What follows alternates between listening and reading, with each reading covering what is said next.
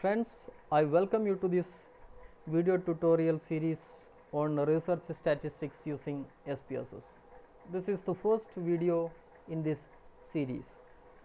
In this video, I will give you an introduction to the SPSS package.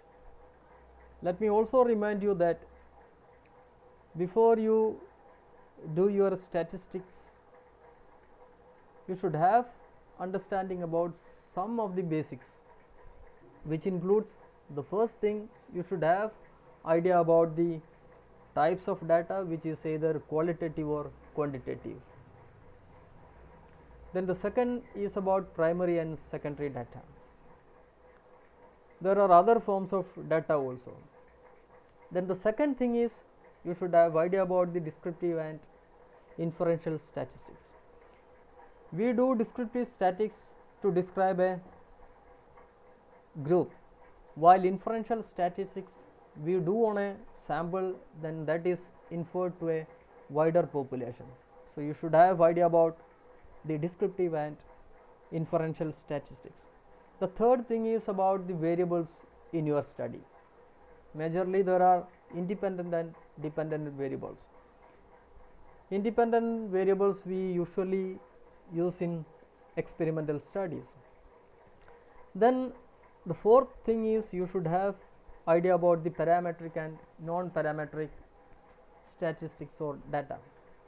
The parametric statistics is used when we consider the population a normal one. I hope you are aware about the normal distribution. Then the non-parametric statistics are used when the population is not normal. So you should have idea about parametric and non-parametric tests, which is related to the normality of the population. Then about the level of significance. See, in social science research we usually consider either the level of significance at 0.05 or at 0.01. So you should have idea about the level of significance also.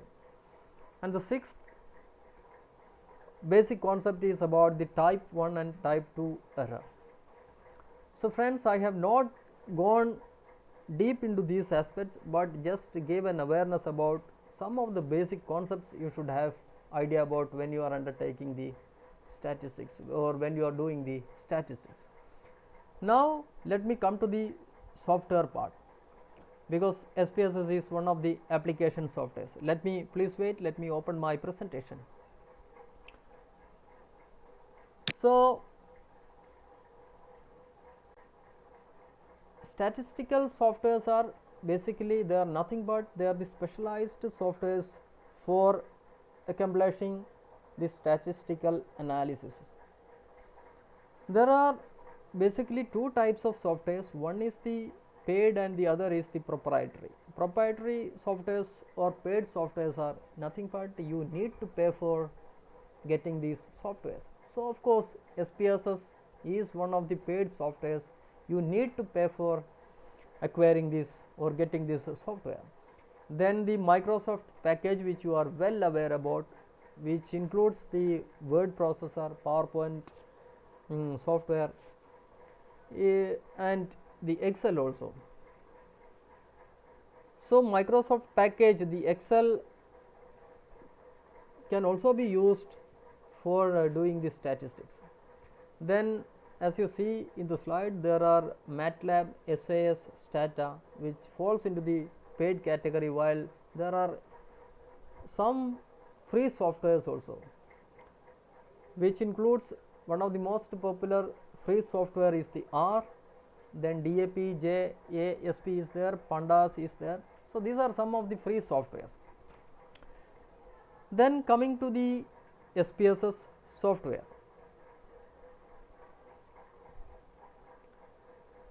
Yeah, SPSS is the short form of statistical package for the social sciences.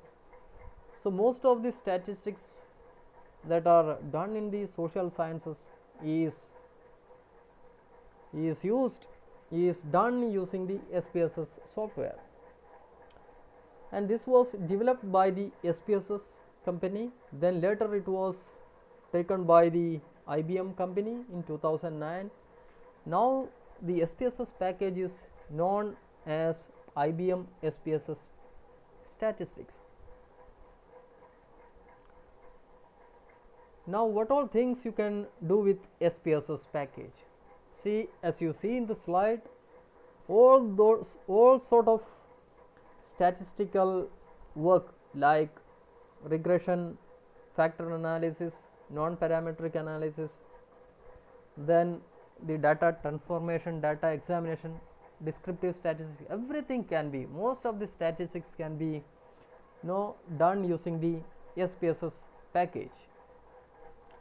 Yeah, now coming to the SPSS package, see there are 4 windows you can see, like SPSS data editor, SPSS syntax editor, SPSS chart editor, SPSS viewer output. So I'll be giving the explanation to all those windows when we open the SPSS package. So for the time being, you just understand that these are the windows and menus that are available in the SPSS package. Now coming to the menus, just to see in the menu there is a data editor menu where you can see all those options, file, edit, and at the end help. Now coming to the SPSS file type, this also you should have an understanding. You can see SPSS files when you are opening the SPSS files which is already there in your computer, that will be saved with this extension. The extension is like .sav, but when you are saving the output of the SPSS, it comes in this format .spo, while there are some other files which we call as syntax files and it comes like .spss. So there are 2 things basically you need to understand.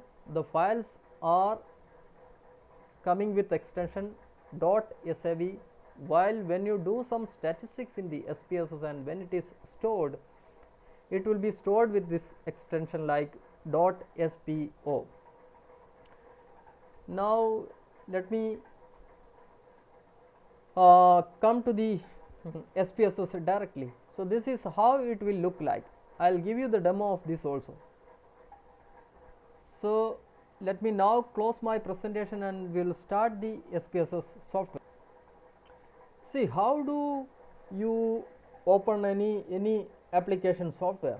There are 2-3 ways. One is either you can click on this start button, you can see here on the extreme left, or there will be shortcut on your desktop, or you can on the taskbar also you can see the SPSS file. Okay, so for the time being, let me open the SPSS file from my taskbar.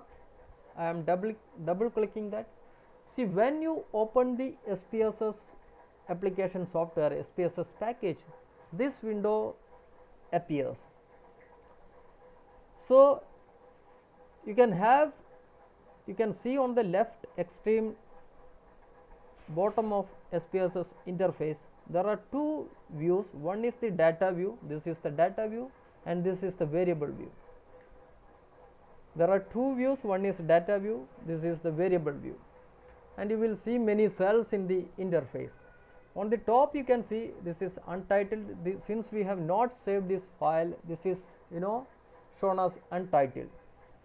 Then there are something like which is similar to the word processor or Microsoft PowerPoint presentation. You can see file, edit, view, data, transform, and it goes up to help. And if you want to see what all things are there in each of these, you have to just click on that. For example, suppose I am clicking on data, whatever things are there in this data will be appearing. Similarly, below that you can see many icons. If you want to see what is that icon, you just place your mouse pointer on that icon, then you can see open data point. See, this is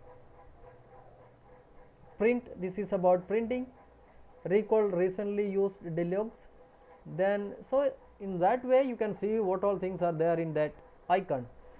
Then you will see something like it is default. You can see name, type, width, decimals, and it goes up to the role. So when you are using or starting the SPSS, this interface comes where you can enter all your variables. As I said in the beginning, there are many variables in your research study. So this name indicates the name of your variable. For example, let us see how, what happens when we enter a variable in this column. Suppose I am clicking here. You have to double click, then I am entering a variable like, for example, it is gender of the respondents. Okay, so I just entered the gender there, then I am pressing the enter key in my computer.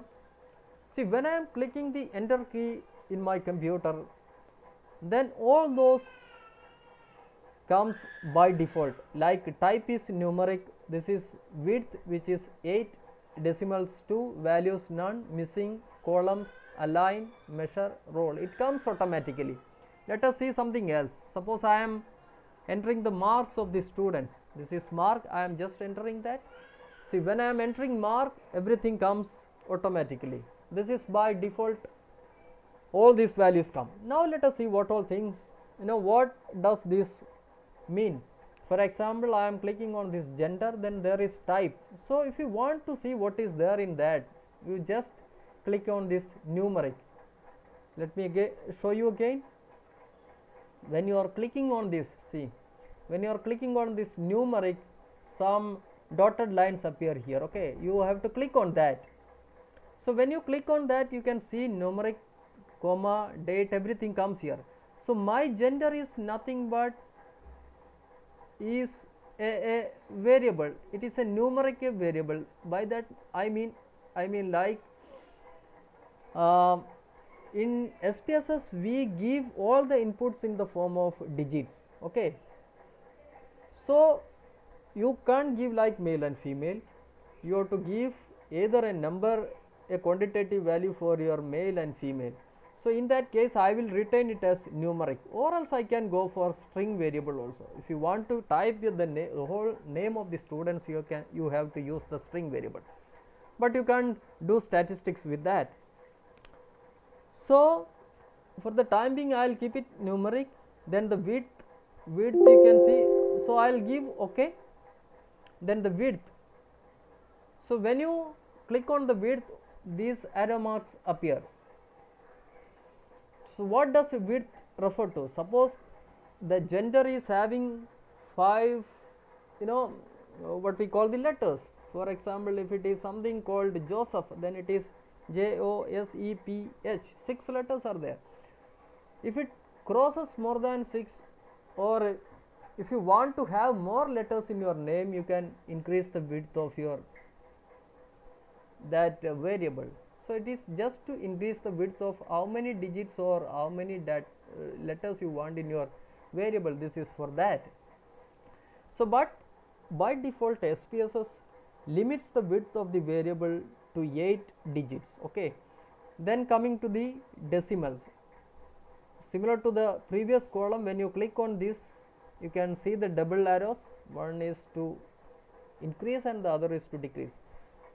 And by default SPSS limits the decimals in 2 places.